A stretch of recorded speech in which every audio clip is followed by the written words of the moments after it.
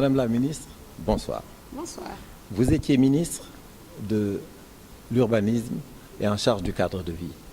Comme vous le savez, l'ambassade de Turquie était autorisée à construire sur le littoral son ambassade. Quand on va à Istanbul, sur 30 km, c'est inimaginable qu'on y construise quelque chose. On n'a pas compris pourquoi le gouvernement d'abord a autorisé que les Turcs puissent venir construire leur ambassade sur notre corniche. Mais avec les citoyens, la décision a été prise avec le gouvernement et finalement, ça a été annulé comme décision. À l'issue de la riposte citoyenne qui avait permis d'obtenir cette situation, ou en tout cas que la décision soit annulée, le président de la République avait pris des décisions fortes. Il avait dit qu'on allait lancer un concours d'architecture et d'aménagement du littoral. Il avait dit qu'on allait sécuriser ce qui pouvait l'être, ce qui n'avait pas encore été touché, sans doute par des droits de reprise qu'exercerait l'État sur des baux qui n'avaient pas avancé. Il avait également demandé au Terroubi de restituer la plage des enfants.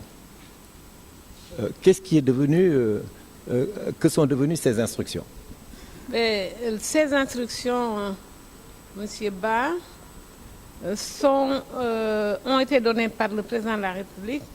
Vous avez dit suite à une visite qui s'est déroulée le 4 mai. Et 2014. 4 mai 2014, ça fait 2 ans bientôt. Et le 6 juillet 2014, vous pouvez faire le point, c'est 2 mois après, je n'étais plus ministre en charge de l'urbanisme et de l'habitat. Je dois dire que en tant que ministre, j'avais autorisé la construction du mur de l'ambassade de Turquie sur un site que cette ambassade possédait depuis 2007. Depuis 2007 et en On met ça sur le compte de l'ancien régime qui avait autorisé. L'attribution en tout cas était faite en 2007. Maintenant, j'en ai autorisé le mur de clôture suite à la visite du Premier ministre turc au Sénégal. Et évidemment, ce mur-là a fait l'objet du bruit que vous savez. Le président de la République s'est rendu sur le terrain. Mais juste sur le plan des principes, madame, comment est-ce que vous avez voyagé, vous avez vu ce qu'ils ont en Turquie? On ne peut pas comprendre que là où il n'est pas question d'ériger quoi que ce soit de cette nature, chez nous, que ça puisse le faire ou que ça puisse l'être. Vous savez, il y a l'action gouvernementale d'un côté. Qu'est-ce qu'il fallait faire? Exproprier peut-être, mais tout dépend évidemment du portage politique des dossiers. Moi, j'ai une fibre environnementale claire, affirmée, et déjà, le jour où son Excellence a reçu SOS Littoral, bon, ce que je pense, je l'avais dit à l'époque.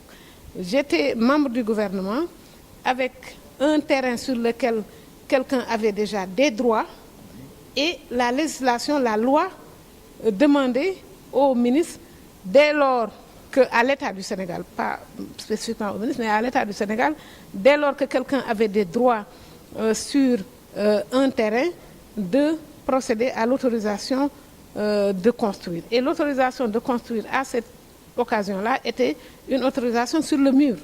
Et quand le mur a produit ses effets, on en a tiré les conséquences du point de vue de est-ce qu'il devait être ça ou pas. Au Sénégal, on a l'habitude de dire tout peut se passer, mais il n'y a pas de continuité. Le Diola va arriver. Au bout de 2 mois, on a oublié.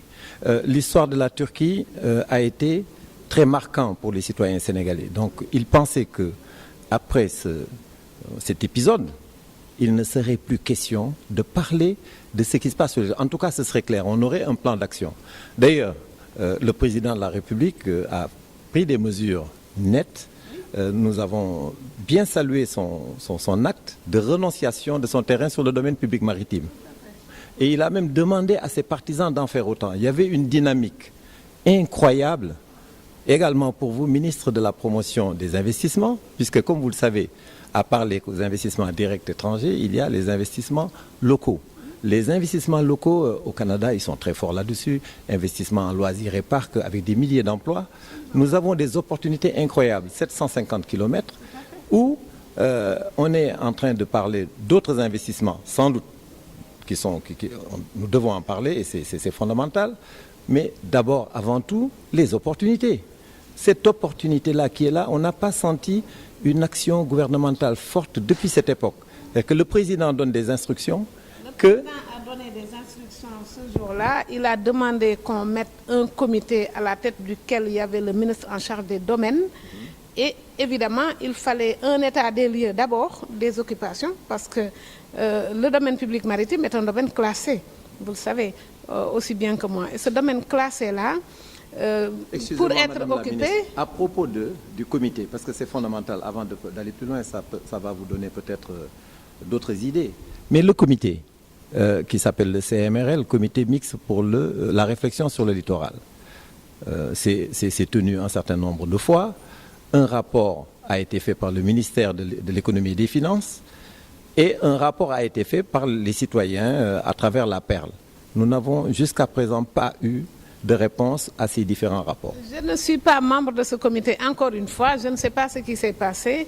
Au moment des 2 mois que j'ai cohabité avec ce comité-là, nous avons eu plusieurs réunions au niveau du ministère de l'économie et des finances et les services de l'urbanisme devaient fournir un plan d'occupation du littoral. Donc, devait proposer un aménagement du littoral une fois que l'état des lieux était fait et que les décisions qui devaient être prises l'étaient. Moi, je peux rendre compte de ce dont je suis comptable.